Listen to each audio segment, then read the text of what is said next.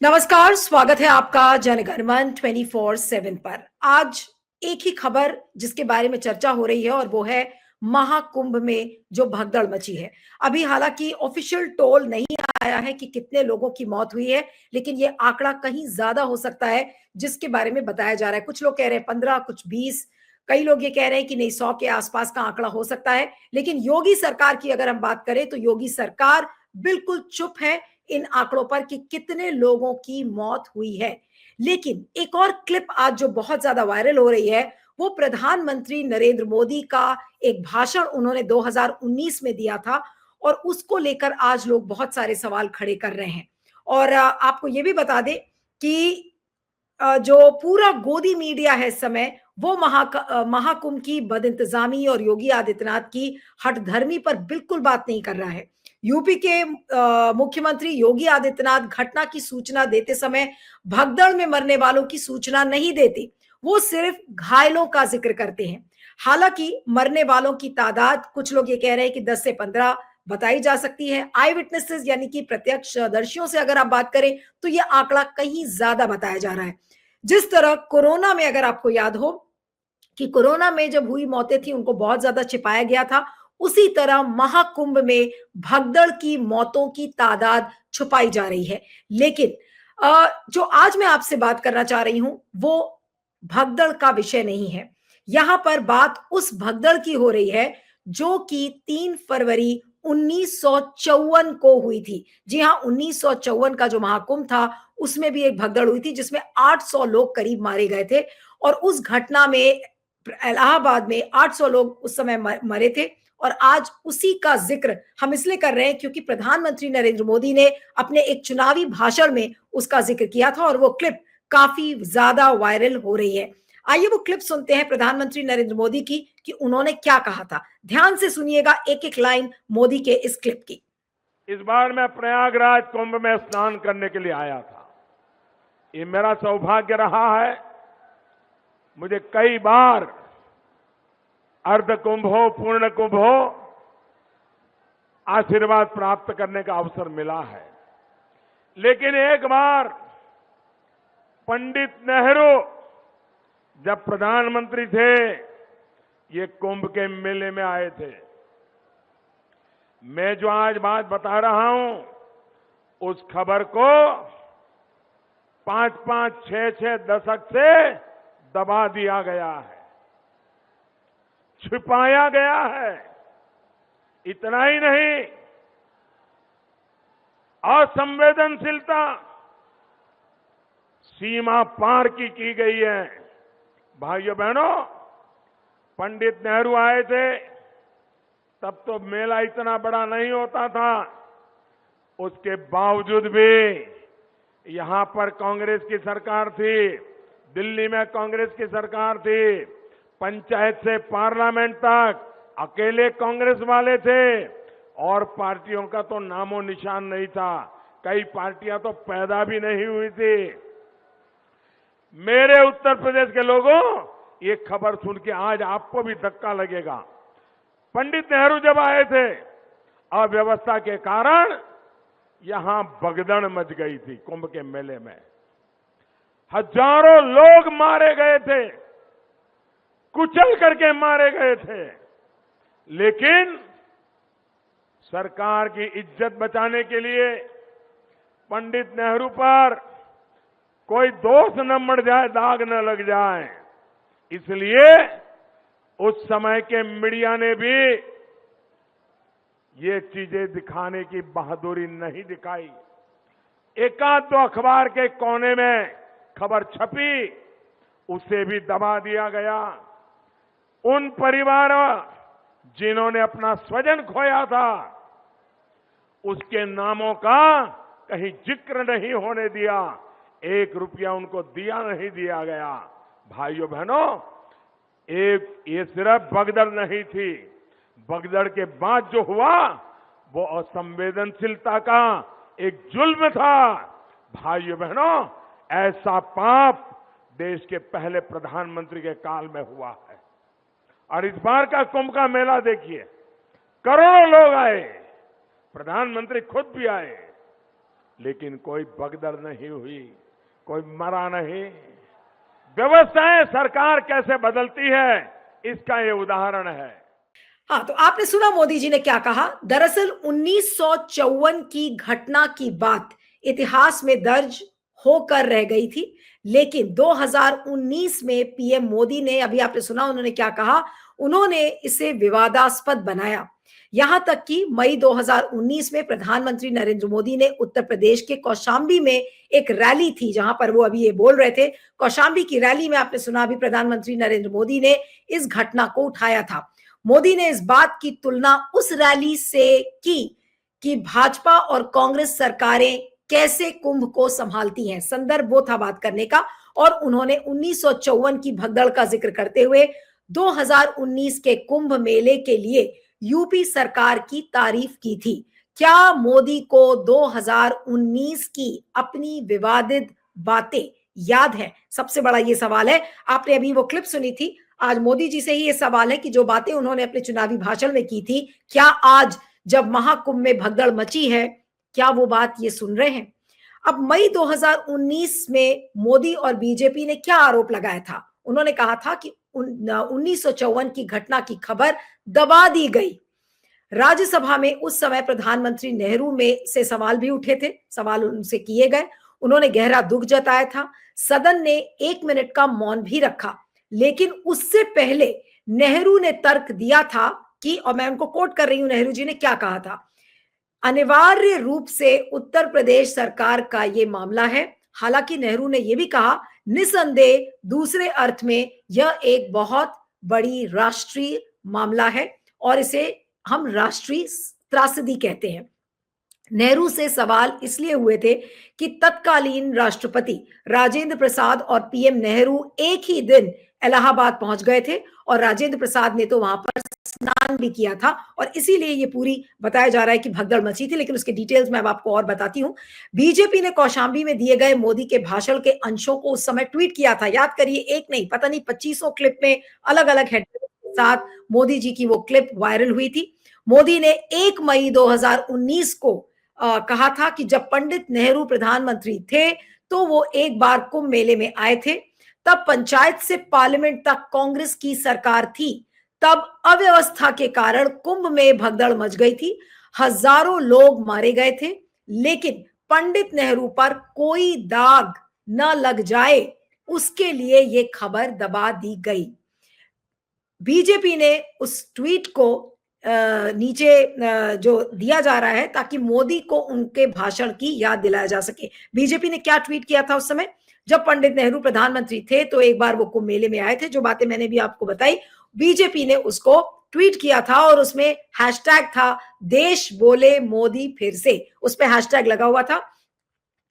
और लेकिन सवाल ये उठता है कि क्या नेहरू उस भगदड़ के लिए जिम्मेदार थे? क्या वो कुंभ में गए थे? अब ये भी सुनिए। 3 फरवरी 1954 को नेहरू कहां थे? इस पर नेहरू ने राज्यसभा में सवालों के जवाब में कहा था, और मैं उसको कोट कर रही हूं, मैं उस स्थान पर मौजूद नहीं था जहां त्रासदी हुई थी, लेकिन उससे बहुत दूर भी नहीं था। मैं उस अवसर पर गंगा के दोनों किनारों पर शायद 40 लाख लोगों की जबरदस्त भीड़ को कभी नहीं भूल सकता। और अगर आप दस्तावेजों की बात करें तो दस्तावेज ये बताते हैं कि बाद में यूपी सरकार के जांच पैनल ने इसकी जांच की थी और उसने 3 फरवरी 1954 को इलाहाबाद में वीआईपी मौजूदगी और भगदड़ के बीच कोई सीधा संबंध नहीं पाया था। लेकिन 3 फरवरी को हुआ क्या था, आज इसी बहाने वो भी हम जान लेते हैं कि 3 फरवरी 1954 को कुंभ मेला आजादी के बाद, यानी कि जब 1947 में आजादी मिली उसके बाद ये पहला कुंभ मेला था। 1954 का इलाहाबाद कुंभ मेला आजादी के बाद अपनी तरह का पहला मेला था, इसीलिए आने वालों में नेहरू और तत्कालीन राष्ट्रपति राजेंद्र प्रसाद भी थे। राजेंद्र प्रसाद ने गंगा घाट पर पवित्र स्नान किया और फोटोग्राफर उस समय के तो जो थे एएन मुखर्जी, उन्होंने 1989 में एक पत्रिका में एक प्रत्यक्षदर्शी विवरण साझा किया था और उसको मैं आपको बताना चाह रही हूं। फोटोग्राफर एएन मुखर्जी की मैं बात कर रही हूं। 1989 में उन्होंने एक पत्रिका में अपने आई विटनेस अकाउंट दिए थे और उसमें उन्होंने क्या लिखा था वो भी मैं आपको कोट कर रही हूं। मुखर्जी ने यह लिखा था, मुझे ही वो याद करके रोंगटे खड़े हो जाते हैं कि कैसे मैंने मरते हुए या मृत पुरुषों, महिलाओं और बच्चों के शरीरों पर आड़े तिरछे तस्वीरें ली थी, जो टक्कर के बाद जमीन पर गिर गए थे। उन्होंने बताया कि मौनी अमावस्या पर सुबह 9 से 10 बजे के बीच जब भगदड़ मची, तो नेहरू मेले के प्रबंधन की निगरानी के लिए वहां मौजूद थे और नेहरू राहत कार्य का निर्देश दे रहे थे। तो ये उन्होंने आई विटनेस अकाउंट में, जो उस समय के फोटोग्राफर थे एएन मुखर्जी, उन्होंने 1989 में एक पत्रिका में इस बात का विवरण किया था। और एएन मुखर्जी जो उस समय अमृत बाजार पत्रिका अखबार के साथ काम कर रहे थे, जो इलाहाबाद से निकलता था, उन्होंने लिखा था कि वीआईपी कारों को गुजरने के लिए एक बैरियर लगाया गया था और दोनों तरफ भीड़ खड़ी थी। नेहरू और राजेंद्र प्रसाद के आगे बढ़ने के बाद बड़ी संख्या में दर्शक, जिन्हें बैरियर के दोनों ओर रोक दिया गया था, बैरियर को तोड़ते हुए नीचे घाट की ओर वो जाने लगे थे। और घटना की जांच में कई कारण बताए गए, जैसे कि गंगा का अपना मार्ग बदलना और एक घाट पर बहुत अधिक श्रद्धालुओं का जमा होना। अब ये ध्यान से सुनिएगा, क्योंकि ये वो कारण है जहां से नॉर्मली भगदड़ होती है। जैसे आज जो भगदड़ हुई थी, उसमें क्या बताया गया कि घाट के किनारे बहुत सारे लोग सो रहे थे, सोते हुए लोगों का पैर लगा, पीछे से एक भारी भीड़ आ रही थी, उसने धक्का दिया और इसी तरीके से लोग दब दब कर मरने लगे। और उस समय का जो विवरण है, जो एएन मुखर्जी के हिसाब से, उन्होंने यही कहा कि गंगा ने अपना मार्ग बदल लिया था, एक घाट पर बहुत सारे श्रद्धालु जमा हो गए थे, लेकिन उस समय नेहरू और राजनीतिक व्यवस्था पर कम आरोप लगे थे। बेशक 2025 के महाकुंभ में भीड़ उस समय के मुकाबले कई गुना ज्यादा थी, लेकिन 1954 राष्ट्रपति और प्रधानमंत्री के जाने का वहां प्रचार नहीं किया गया था। इस बार तो मात्र यूपी सरकार के मंत्रियों ने के जाने को बढ़ा चढ़ाकर पेश किया जा रहा है। इलाहाबाद के चप्पे चप्पे पर मोदी योगी के पोस्टर हैं, तो हम कैसे भूल जाएं कि किस तरीके से कुंभ का प्रचार प्रसार, उसका एडवर्टाइजमेंट, उसको दिव्य कुंभ, भव्य कुंभ, डिजिटल कुंभ की उपाधि दे देकर इतना ज्यादा भीड़ बुला ली गई। लेकिन भीड़ को कैसे मैनेज किया जाएगा, ये योगी जी का प्रशासन और वहां पर पुलिस जो तैनाती थी वो भूल गए और सब लोग वीआईपीओ को केटर करने में लग गए। याद करिए, राजनाथ सिंह, 4 स्टेट्स के गवर्नर्स, खुद अमित शाह, जो कि 2 घंटे तक पूरे को मेले में घूम रहे थे, उन्होंने डुबकी लगाई, फोटोशूट उनके हुए और संतों ने, साधुओं ने उनको नहलाया। तो अगर केंद्रीय गृह मंत्री अगर मेला क्षेत्र में घूमेंगे, तो आपको क्या लग रहा है कि पुलिस क्या करेगी? पुलिस जनता पर ध्यान देगी या गृह मंत्री पर ध्यान देगी? आप ये सोचिए, अगर गृह मंत्री की जान को उस दिन कुछ हो गया होता या खुदा ना खास्ता कोई ऐसा हादसा होता, तो क्या कोई पुलिस को बख्शता? तो पुलिस उनमें लग गई और पुलिस के लिए कॉमन लोग जो थे, जो आम आदमी थी, उनकी जानें सस्ती हो गई और इसीलिए आज उनकी जान चली गई, लोग दबकर मर गए और मरने वालों का आंकड़ा भी सामने नहीं आ रहा है। अब मैं उसी एएन मुखर्जी की बात करती हूँ, जो जिस समय के फोटोग्राफर है, मैं उनको उनके बारे में आपको बता रही हूँ कि मुखर्जी ने उस दिन के बारे में लिखा था और मैं फिर से एक बार कोट कर रही हूँ। बैरियर के दूसरी ओर साधुओं का एक जुलूस चल रहा था। भारी भीड़ उमड़ने से जुलूस में खलल पड़ गया। जब भीड़ बैरिकेड की ढलान पर हादसे का शिकार हो गई, तो ऐसा लगा जैसे खड़ी फसलों के गिरने से ठीक पहले तूफान आने पर लहरें उठती हैं। ये उनका डिस्क्रिप्शन था। जो गिरे वे फिर उठ नहीं सके। उन्होंने लिखा, मुझे बचाओ की आवाजें गूंजने लगी। उन्होंने ये भी लिखा कि अधिकारी शाम करीब 4 बजे तक इस त्रासदी के पैमाने के बारे में काफी हद तक अनजान थे, क्योंकि वो अंदाजा ही नहीं लग पाया कि किस स्केल तक की ये त्रासदी होगी। अब 2025 से पहले प्रयाग कुंभ में फरवरी 2013 में आखिरी बार भगदड़ की सूचना मिली थी। आपको याद होगा उस समय की तस्वीरें, जब इलाहाबाद रेलवे स्टेशन पर एक फुट ओवर ब्रिज गिरने से 42 लोग मारे गए थे और उससे काफी दहशत फैल गई थी। लेकिन सवाल ये उठता है कि आज की जो ये घटना है, उसमें हम मोदी जी की उस क्लिप को दिखा रहे हैं, जहां पर मोदी जी ने कुंभ में नेहरू जी को कोसा था कि नेहरू जी वहां पर थे, आए इस वजह से वहां का जो कुप्रबंधन था उसके बारे में बात नहीं की गई, आंकड़ों को छुपाया गया, खबर को दबाया गया। आज वही सवाल मोदी सरकार से है कि आज वो आंकड़े हमारे सामने क्यों नहीं आ रहे हैं? आज मरने वालों की संख्या को उजागर क्यों नहीं किया जा रहा है? क्या ये सवाल हमें गोदी मीडिया से नहीं पूछना चाहिए? क्या ये सवाल हमें योगी सरकार से और केंद्र सरकार से नहीं पूछना चाहिए? आज मृतकों की संख्या क्यों दबाई जा रही है? ये सबसे बड़ा सवाल है। बोलना बहुत आसान है मोदी जी के लिए, जैसे 2019 में उन्होंने कहा कि नेहरू जी के वजह से ये खबर दबा दी गई। तो आज क्या योगी आदित्यनाथ और मोदी जी के वजह से ये जो महाकुंभ 2025 की जो भगदड़ है, उसके जो आंकड़े छुपाए जा रहे हैं, ये क्यों छुपाए जा रहे हैं? और क्या ये यही असली पत्रकारिता है?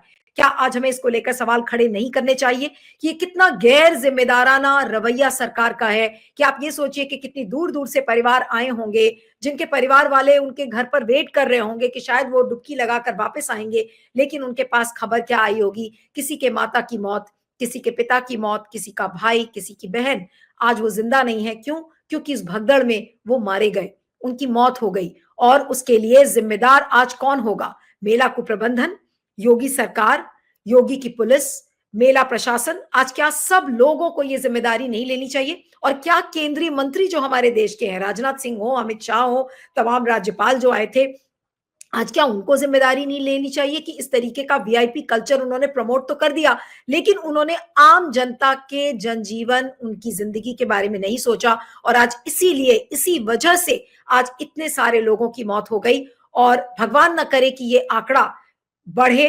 अभी तो असल आंकड़ा भी हमें नहीं पता है कि कितने लोग मारे गए हैं, लेकिन यही प्रार्थना हम करते हैं कि कम से कम जाने जाएं और लोग सुरक्षित अपने घर को पहुंचे। और एक अपील प्रधानमंत्री नरेंद्र मोदी से कि कम से कम, ये बहुत छोटी सी बात है, आपने पूरे देश को ये कहा था कि ताली बजाओ थाली बजाओ, कोरोना में पूरा देश थाली बजाने लगा और ताली बजाने लगा। आज क्या प्रधानमंत्री नरेंद्र मोदी एक बार अपने ही मिनिस्टर से, अपने सांसदों से, अपने राज्यों के लोगों से नहीं कह सकते कि आप प्लीज प्रयागराज ना जाएं? कम से कम शाही स्नान वाले दिन, जिस दिन अमृत स्नान है, उस दिन तो ना जाएं, ताकि आम जो जनता है, जो दूर दूर से गांव से लोग आए हैं, कम से कम उनको शांतिपूर्वक स्नान कर लेने दे। और ऐसा ना हो कि वीआईपी कल्चर के चलते अभी और भी जाने जाए, क्योंकि ये मेला भी खत्म नहीं हुआ है। आज मौनी अमावस्या है, इसके बाद बसंत पंचमी का स्नान है, उसके बाद शिवरात्रि का स्नान होगा। तो आप सोच सकते हैं कि मेला प्रशासन को कितना चुस्त और कितना सतर्क रहना पड़ेगा कि कहीं ऐसा ना हो दोबारा इस तरीके की भगदड़ मच जाए। और योगी आदित्यनाथ से ये अपील है कि कृपया करके लखनऊ लौट जाएं, क्योंकि अब आपके वहां रहने का कोई औचित्य नहीं है। जितने भी मंत्री हैं, जितने भी सांसद हैं, उनकी कोई जरूरत नहीं है। आज भी आप देखिए, हेमा मालिनी ने डुबकी लगाई थी। हेमा मालिनी को क्या कोई बोल नहीं सकता था? क्या उन्होंने रात की खबर, 1:30 बजे रात का ये स्टैम्पीड था, उन्होंने क्या खबरें नहीं देखी थी? और फिर भी वो चली आई नहाने के लिए और स्नान करने के लिए। तो ये सारे कड़े सवाल हैं, इस समय सबको उठाने चाहिए, सबसे पूछने चाहिए। और आज इसकी त्रासदी की जिम्मेदारी कौन लेगा? नेहरू जी ने तो उसे राष्ट्रीय त्रासदी घोषित किया था। क्या प्रधानमंत्री इसे राष्ट्रीय त्रासदी घोषित करेंगे? क्या प्रधानमंत्री बताएंगे कि किन लोगों को कितना मुआवजा मिलेगा? क्या योगी जी इस पर कुछ बोलेंगे? अभी कोई कुछ नहीं बोल रहा है। केवल और केवल चुप्पी, साइलेंस और एक सन्नाटा नजर आ रहा है। और अभी उस सन्नाटे के बीच हमें यह भी नहीं पता है कि कितनी जाने गई हैं। इससे दुखद बात और क्या हो सकती है? इस वीडियो पर आपके फीडबैक का मुझे इंतजार रहेगा। बने रहिएगा मेरे साथ जनगणमन 24/7 पर। Thank you.